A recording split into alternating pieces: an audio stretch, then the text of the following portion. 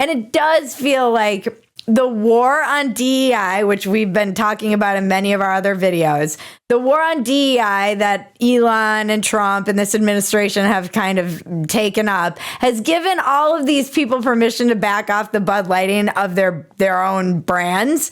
The NFL recently took off the end racism in the end zones, and it was like immediately every actor in Hollywood called their agent and was like, get me in a Super Bowl commercial right now. I need a Super Bowl commercial. If I am not on that damn Super Bowl lineup, it's going to be like I am dead. Do you hear me? All the biggest actors and actresses have Super Bowl commercials. Is this like the thing now? You've got to like, hey, remember me, America? Honestly, the biggest example of this kind of vibe shift of being back to America is that white people are kind of allowed back in commercials again. Look, it is an ongoing joke online that it's almost beyond parody that you never just see like a white family in commercials anymore. This is something that has become almost a bit of a meme.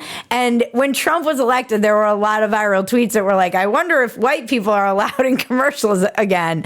And it was a lot of overcompensation for mostly white people only being in commercials. And then we had the swing back. Now this Super Bowl felt like reparations for white actors. My husband was like, was there a secret lawsuit that was settled? What is going on? It was just every white actor that hasn't really been able to work in the past decade. I don't want to make this about race at all, even though it's been made about race. It's more just the disgusting pandering to whatever's popular that all of these brands do, and it's comical. And now that they've had these kind of DEI restrictions lifted, because it is true, if these were publicly traded companies, there were, ESG scores and all kinds of metrics that these companies were trying to hit. So they were trying to get to, be like, see, we're diverse, we're meeting our DEI quota, we're hitting all of these markers. Does anybody have an East Asian employee? Oh my God, I won. Bingo.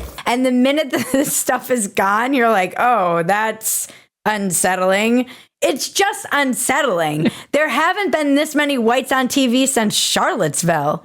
No, don't do that. Don't do that. Don't do that. Don't do that. Don't do that. You ain't got to do that. You ain't got to do that. Now it's just the pendulum swinging back. This is why I hate all of this shit. Because in the 90s, it was not really noticeable. We had we had the Cosbys. We had so many multi-race shows. And I just didn't think about this stuff as much as I've had to think about it in the last decade.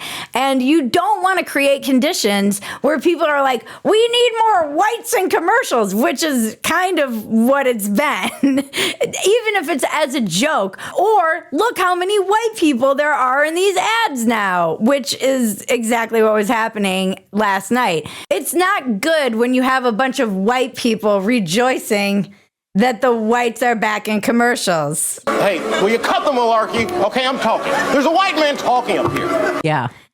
That's when you're like, oh, this is bad. Yeah, that's when you need to take a step back and be like, maybe dividing everything up by race was a bad idea. Maybe moving towards more of a colorblind society is actually correct and the way that we should be moving. And I hope these brands can get back to that. I hope we can just get back to merit, who's funny, who's best for the job. It can be just everybody's represented again. I don't know. Call me crazy. I don't want to have to think about it. I don't want you to have to put the end racism back in the end zone in 5 years because racism is out of control. The whites were a little too excited.